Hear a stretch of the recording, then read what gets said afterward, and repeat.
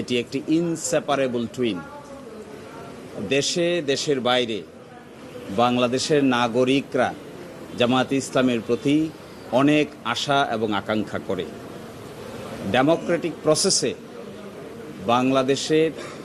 বাংলাদেশ জামায়াতে ইসলামীর রাজনৈতিক যে নিবন্ধন ছিল ইলেকশন কমিশনে, সেটি গণতান্ত্রিক উপায়ে ক্যান্সেল করা হয় নাই। তড়িঘড়ি করে ইলেকশন কমিশনের সামনে দরখাস্ত পেন্ডিং থাকা অবস্থায় আদালত মেজরিটির ভিত্তিতে এই রেজিস্ট্রেশনটাকে ক্যান্সেল করেছে। এর বিরুদ্ধে আমরা আপিল করেছিলাম। আপিল মামলার শুনানি হয়েছে, আগামীকালকে আবার শুনানি হবে।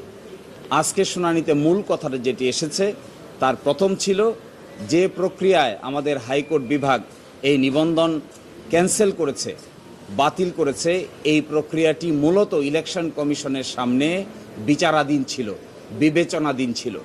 ইলেকশন কমিশনের সামনে বিবেচনাধীন কোনো বিষয় আদালত এইভাবে ক্যান্সেল করতে পারে না। এটিকে ইংরেজিতে বলে প্রিম্যাচিওর। আর সেকেন্ড কথা হলো, যারাই রিট পিটিশন দায়ের করেছিলেন তাদের কোনো লোকাস স্ট্যান্ডাই নাই। তারা নিজেরাই পক্ষ দোষে দুষ্ট, তারা নিজেরাই ইল মোটিভ নিয়ে রাজনৈতিকভাবে হেয় প্রতিপন্ন করার জন্যই এই মামলা দায়ের করেছিলেন। আর সর্বশেষ আমরা বলেছি যে গণতন্ত্রে এইভাবে জামায়াত ইসলামীর মতো একটি গণতান্ত্রিক রাজনৈতিক দলের নিবন্ধন বাতিল করে দিয়ে মূলত বাংলাদেশের রাজনীতিতে একটি অনিশ্চয়তা তৈরি করা হয়েছিল, যা নাকি ডেমোক্রেটিক প্রসেসকে ক্ষতিগ্রস্ত করেছে।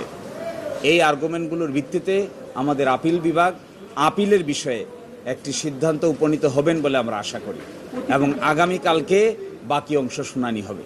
জামায়াতে ইসলামীর দাড়িপাল্লা প্রতীক ছিল, আপনারা সবাই জানেন। আজ থেকে না, জামাত প্রতিষ্ঠার পর থেকেই দাড়িপাল্লা প্রতীক জামায়াতে ইসলামীর মার্কা হিসেবে বিবেচিত। বাংলাদেশের সকল সংসদীয় নির্বাচনে জামায়াতে ইসলামী দাড়িপাল্লা প্রতীক নিয়েই অংশগ্রহণ করেছে এবং সবসময় সংসদে আসন সংখ্যা নিশ্চিত করে সরকারেও অংশগ্রহণ করেছে এই দাড়িপাল্লা প্রতীক নিয়ে। কিন্তু হঠাৎ করে 2016 সালে ফুল কোর্ট সভার একটা সিদ্ধান্তের ভিত্তিতে এই দাড়িপাল্লা প্রতীক ব্যবহার না করার জন্য নির্দেশ দেওয়া হয়। আমরা সেটিও আদালতে তুলেছিলাম। আজকে সেটির উপরেও আংশিক শুনানি হয়েছে। এই প্রতীক সংক্রান্ত বিষয়ে আগামীকালকে সকাল 9টায় 1 নম্বর আইটেম হিসেবে শুনানি হবে। এরই মধ্যে আমরা চিন্তা ভাবনা করে আগামীকালকে আদালতের সামনে আমাদের বক্তব্য উপস্থাপন করব।